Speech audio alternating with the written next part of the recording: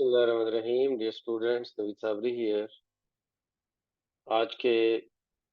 Editorial analysis में हम 19th of March 2024 Tuesday के एडिटोरियल्स पे बात करेंगे। इस शॉर्ट लेक्चर में हम तीनों एडिटोरियल्स पे शॉर्टली बात करेंगे और इसमें जो सबसे पहला है इस दफ़ा वो अफगान टर्बुलेंस है। अफगान टर्बुलेंस ये हमें बताता है जो पाकिस्तान का अफगानिस्तान के साथ वो तालिबान गवर्नमेंट है उसके साथ जो एक पिछले कुछ दिनों से जो एक प्रॉब्लम चल रही है और वो काम बात शुरू कहाँ से हुई। वो शुरू हुई कि पाकिस्तान में नॉर्थ वजीरिस्तान में जब कोई 2 दिन पहले टेररिस्ट अटैक हुआ और पाकिस्तानी आर्मी के कुछ जवान और ऑफिसर्स जो हैं उनकी शहादत हो गई। तो पाकिस्तानी आर्मी ने फिर अ, उसका जवाब देते हुए पक्तिका और खोस्त ये दो प्रोविंसेस हैं अफगानिस्तान के जहां पे हाफिज गुल बहादुर ग्रुप जो है उसके टेररिस्ट के ऊपर अटैक किए हैं। ये काफी अरसे से ये मामला चल रहा है कि पाकिस्तान तालिबान गवर्नमेंट से कह रहा है कि ऐसे दहशतगर्द जो पाकिस्तान में आके कार्रवाइयां करते हैं आप उनके खिलाफ वहां पे अफगानिस्तान में कार्रवाइयां करें और उनको अरेस्ट करें और पाकिस्तान के हवाले करें, क्योंकि वो पाकिस्तानी हैं जो उधर जाके बैठ गए हैं और फिर वहां से जब उनको मौका मिलता है, ये जो टीटीपी तहरीक तालिबान पाकिस्तान थी उनके उसके वो डिफरेंट ग्रुप्स हैं, उनको जब मौका मिलता है तो वो कार्रवाइयां करते हैं। तो इसी तरह की ये कार्रवाई हुई और पाकिस्तान ने फिर उसका वापस रिटेलिएट किया। पाकिस्तान ने दोबारा अटैक किया कल वहां पे पक्तिका और खोस्त के जो प्रोविंस हैं उसमें हाफिज गुल बहादुर ग्रुप के जो मिलिटेंट्स हैं उनके ऊपर अटैक किया। लेकिन अफगान ऑफिशियल का ये कहना है कि ये सिविलियन होम्स थे जिनके ऊपर अटैक किया गया और कहा यह जाता है कि दूसरी तरफ से ये रिपोर्ट्स हैं कि दूसरी तरफ से उन टेररिस्ट की तरफ से भी फायर एक्सचेंज हुआ है और हमारा जो कुरम डिस्ट्रिक्ट है उसमें मंडे को जो है ना वो फायर्स दागे गए हैं अफगानिस्तान के अंदर से और इसी तरह से नौशहरा और बन्नू मोहमान नौशहरा और बन्नू में भी वो अटैक्स जो हैं उनका असर आया है। अच्छा, अब ये एक हमारा ये एडिटोरियल कहता है कि अब यहाँ इम्पोर्टेंट ये चीज़ है कि हमें ये देखना है कि अफगानिस्तान के साथ हमारा ये जो प्रॉब्लम है ये तो बहुत ज़्यादा ना होने पाए, बहुत आगे ना जाने पाए और ये जो यूनिलैटरल एक्शंस हैं, यूनिलैटरल एक्शंस का मतलब है कि जब टेररिस्ट को मौका मिला उन्होंने अटैक कर दिया और जब हमें मौका मिला हमने उनके ऊपर अटैक कर दिया। स्पेशली ये जो गवर्नमेंट की तरफ से हमारी गवर्नमेंट की तरफ से है कि ये यूनिलैटरल एक्शन जो है कहता है कि ये नॉर्म नहीं बनना चाहिए, बल्कि अफगान गवर्नमेंट के साथ मिल के कार्रवाइयाँ करनी चाहिए ताकि अफगान गवर्नमेंट और पाकिस्तानी गवर्नमेंट में दरमियान में किसी भी किस्म के ताल्लुकात में प्रॉब्लम पैदा ना हो सके और डिटेरियोरेशन ऑफ टाइज हैपन ना हो। इससे आगे न्यूज़पेपर कहता है कि पाकिस्तान में नई गवर्नमेंट आई है तो अभी शुरू शुरू शुरू के जो एक अच्छे जो है ना वो खुश खैर सगाली के जज्बात होते हैं वही दोनों तरफ से एक्सचेंज हो रहे थे कि अफगान गवर्नमेंट जो है वो पाकिस्तान के लिए अच्छे जज्बात का इजहार कर रही थी और पाकिस्तान जो है पाकिस्तानी गवर्नमेंट न्यू गवर्नमेंट वो उनके लिए अपने अच्छे जज्बात का इजहार कर रही थी और इसी दौरान में ये अटैक हो गया और इसकी वजह से फिर ताल्लुकात में कशीदगी आ गई और वो अटैक हुआ तो फिर पाकिस्तानी आर्मी ने भी एक वापस अटैक किया उनके ऊपर और उनके जो ठिकाने हैं उनको टारगेट किया। अब ज़रूरत इस चीज़ की है कि दोनों साइड्स जो हैं वो वेरीफाई करें कि पाकिस्तान में अटैक कहाँ से होते हैं, और फिर मतलब तालिबान गवर्नमेंट भी और इधर से पाकिस्तानी गवर्नमेंट भी इस चीज़ को अच्छी तरह से इंश्योर करे और कंफर्म करे कि कहाँ से अटैक होते हैं, और फिर उन चीज़ों को अफगान गवर्नमेंट के सामने रखा जाए, और जो ये जो अफगानिस्तान में जो मिलिटेंट्स ग्रुप्स हमारे जाके वहाँ पे बैठ गए हैं उनको इन कार्रवाइयों से रोका जाए, बल्कि उन्हें टारगेट किया जाए और उन्हें या तो अरेस्ट किया जाए या फिर उन्हें टारगेट करके मार दिया जाए। तो ये सारी चीज़ें जो हैं ज़रूरी हैं, और न्यूज़पेपर कहता है कि तालिबान गवर्नमेंट के लिए ये इसलिए भी ज़्यादा ज़रूरी हैं ताकि अफ़गानिस्तान की जो लेजिटिमेट गवर्नमेंट है उनके तौर पर उसे एक्सेप्ट किया जा सके। तो पाकिस्तान उनको उसी सूरत में एक लेजिटिमेट गवर्नमेंट एक्सेप्ट करेगा ना जब पाकिस्तान उस तालिबान वाली साइड से कोई भी किसी किस्म का खतरा महसूस नहीं करेगा। तो दूसरे तरफ अगर देखा जाए तो पाकिस्तान को भी चाहिए कि वो अपनी नेशनल सिक्योरिटी के हवाले से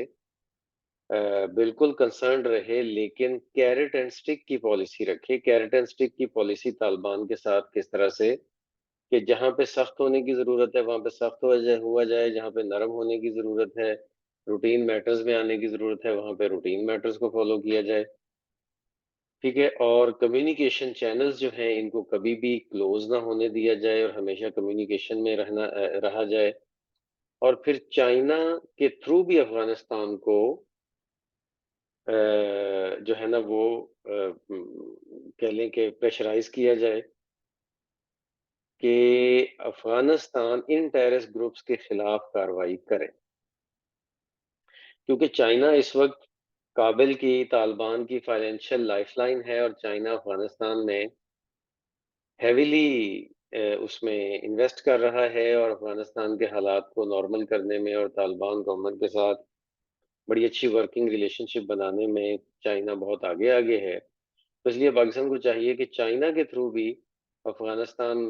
को और तालिबान गवर्नमेंट को ये प्रेशराइज करे कि वो इन ग्रुप्स जो पाकिस्तान में आगे कार्रवाइयाँ करते हैं उनको टारगेट करे, क्योंकि ये वाली चीजें जो हैं वो फिर सिर्फ पाकिस्तान ही नहीं बल्कि पूरे खित्ते को डिस्टेबलाइज करेंगी, और उस खित्ते में चाइना भी है जिसकी वजह से बहुत ज्यादा आगे प्रॉब्लम्स पैदा हो जाएंगी। तो ये तो हमारा फर्स्ट सेक्शन जो है, फर्स्ट पार्ट इसका, फर्स्ट एडिटोरियल, इसके ऊपर हम बात कर रहे थे। और इसमें स्टूडेंट्स आप देखें राइट साइड पे हाइलाइटेड वर्ड्स हैं, उनकी उर्दू मीनिंग है, उनके सिनोनिम्स हैं, इनको साथ साथ देखते जाया कीजिए। और जहां जहां आपको जरूरत पड़े वीडियो को आपने पॉज करके इन वर्ड्स के मीनिंग अपने पास लिखने हैं, क्योंकि ये बहुत मेहनत से काम किया गया होता है और आप लोगों को इसका पूरा फायदा मिलना चाहिए। तो जहां जहां पे भी आपको जरूरत पड़ी है कि आपने लिखने हैं तो जरूर इनको आप अपने पास लिख के रखें। स्पेशली ये जो सिनोनिम्स होते हैं, मीनिंग को समझने के बाद, ये रीडिंग आप कर रहे हैं ना, तो वर्ड्स का मीनिंग समझ लिया, उर्दू में समझ लिया, इंग्लिश में समझ लिया, वो तो है। लेकिन उसके बाद जब अभी आप राइटिंग करेंगे, अपने ऐसे राइटिंग में कहीं पे भी इन वर्ड्स को यूज करेंगे, तो ये सिनोनिम्स हैं जो आपकी काफी हेल्प कर रहे होंगे। तो इसलिए इस सारी जो मेहनत हमारी तरफ से की जाती है उसको आपको जरूर उससे बहुत अच्छा फायदा उठाना चाहिए। जी, तो सेकंड सेकंड जो एडिटोरियल है 19 मार्च 2024 का, वो है इन डिसरे। ये पीटीआई के हवाले से है कि पीटीआई की गवर्नमेंट, पीटीआई की पार्टी जो है, गवर्नमेंट नहीं, की पार्टी जो है वो इस वक्त बहुत ज्यादा कंफ्यूजन में है, बेतरतीबी में है, क्योंकि उसके ऊपर बहुत ज्यादा मुश्किलात हैं। और पिछले दिनों चूंकि एक दो चार दिनों में पीटीआई के जो लीडर्स हैं उन्होंने एक दूसरे के खिलाफ ही कुछ इस तरह के बयानात दिए, जिससे कि पार्टी के रैंक्स में, पार्टी में कुछ ना इत्तेफाकी की वो सूरत हाल जो है वो बनी, तो उसके हवाले से ये बात है कि इसमें पीटीआई को मजबूरन इत्तेहाद करना पड़ा सुन्नी इत्तेहाद काउंसिल के साथ, और साहिबजादा हामिद रज़ा जो हैं सुन्नी इत्तेहाद काउंसिल के, वो इमरान खान के साथ बहुत अच्छे तरीके से स्टैंड ले रहे हैं। तो कुछ पीटीआई के लीडर्स जो हैं वो साहिबजादा हामिद रज़ा के खिलाफ ही कई दफ़ा कुछ बात ऐसी कर देते हैं, और इसी वजह से फिर जो पेशावर हाई कोर्ट में जो एक केस लगा हुआ था जो स्पेशल सीट्स के हवाले से था, वो केस जो है वो हार गई पीटीआई, और वो सीट्स उनको नहीं मिली। तो साहबज़ादा हामिद रज़ा ये कहते हैं कि हमारी ये जितनी भी इस तरह की डिसयूनिटी है या कोई भी जो प्रॉब्लम इस तरह के हमारे दरमियान में बातें होती हैं, ये इमरान खान की कॉज़ को नुकसान पहुँचाएँगे, इमरान खान के केसेस को नुकसान पहुँचाएँगे, इमरान खान के जो रिहा होने में ये बहुत बड़ी रुकावट बनेंगे, तो इसलिए ये चीज़ हमें नहीं करनी चाहिए। और पीटीआई को अपना एक जो स्ट्रॉन्ग सपोर्ट है वो अ, आपस में रखनी चाहिए और एक दूसरे को सपोर्ट देनी चाहिए। और फिर उसके बाद सोशल मीडिया पे कुछ इस तरह की बातें भी आती हैं कि जी वो पीटीआई में कोई फलां जो लीडर्स हैं, एक या दो का नाम लिया जाता है कि वो एस्टेब्लिशमेंट ने प्लांट किए हैं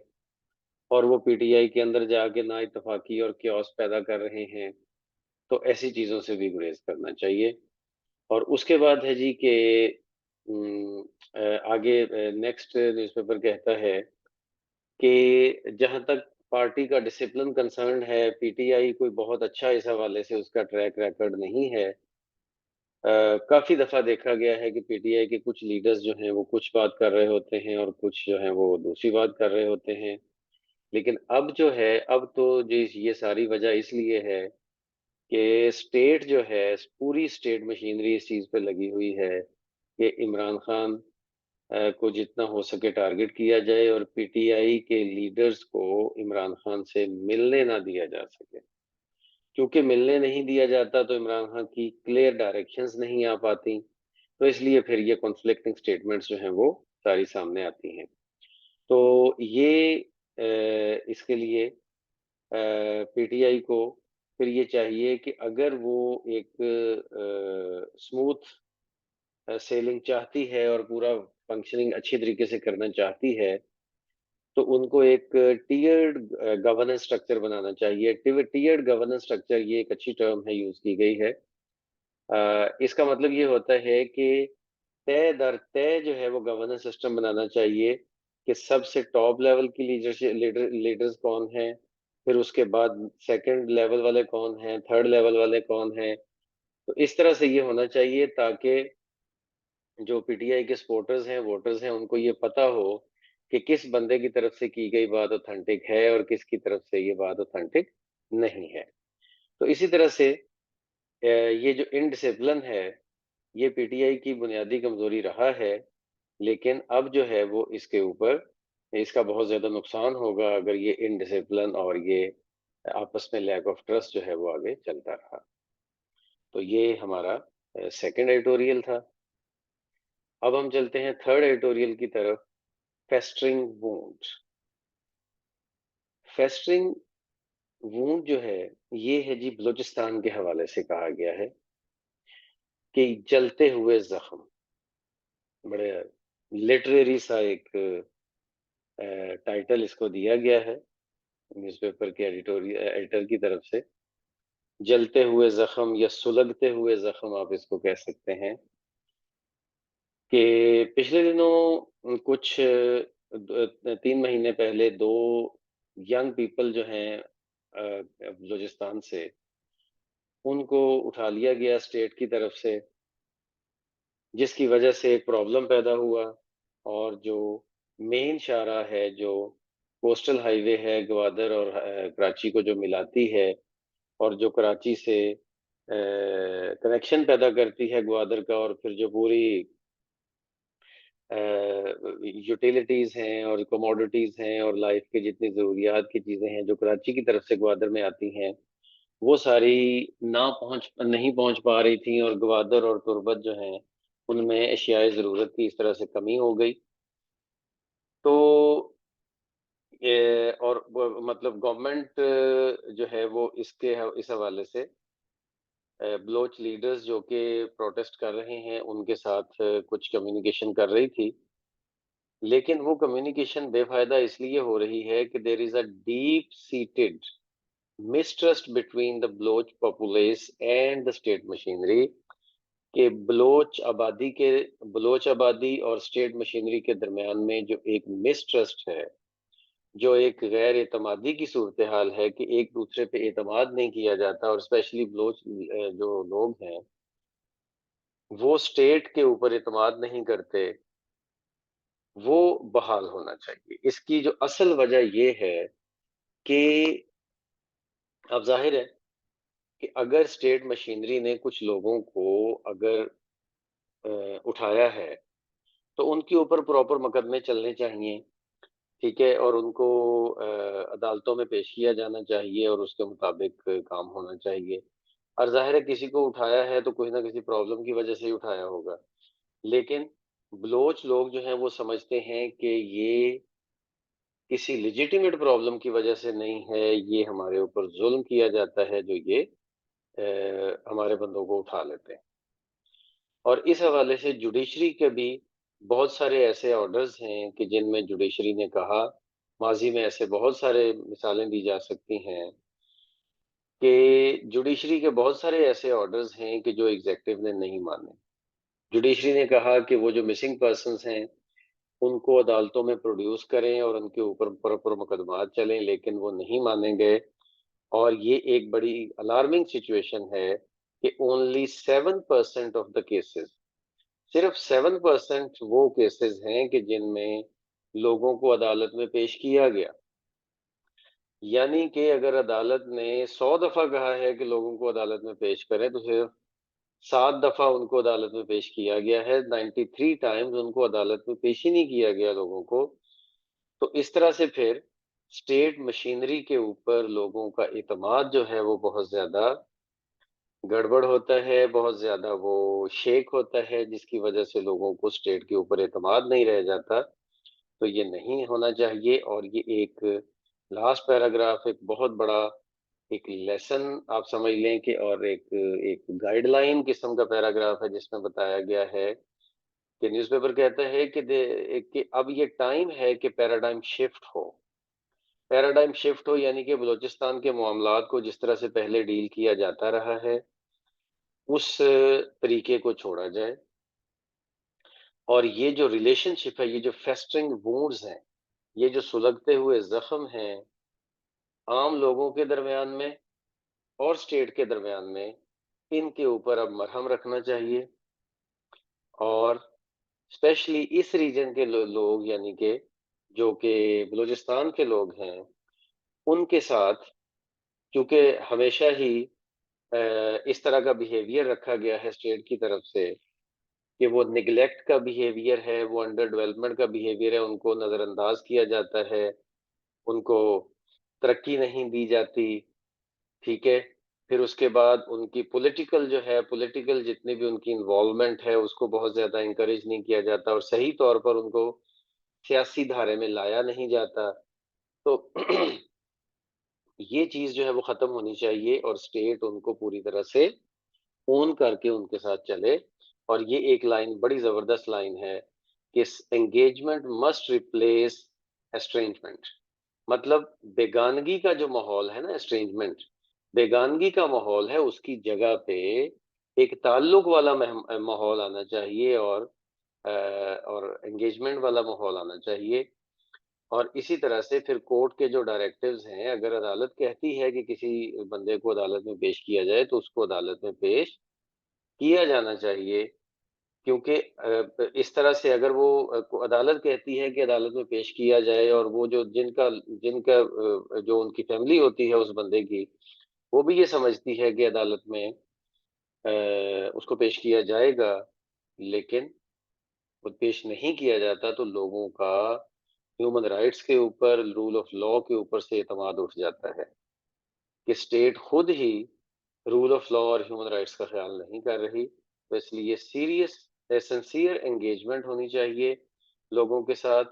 और कंसर्टेड एफर्ट होनी चाहिए, एक प्रॉपर अच्छे तरीके की एफर्ट होनी चाहिए, जिससे कि ये लगे कि स्टेट जो है वो मामलात को सीधी डायरेक्शन में लेके जाना चाह रही है।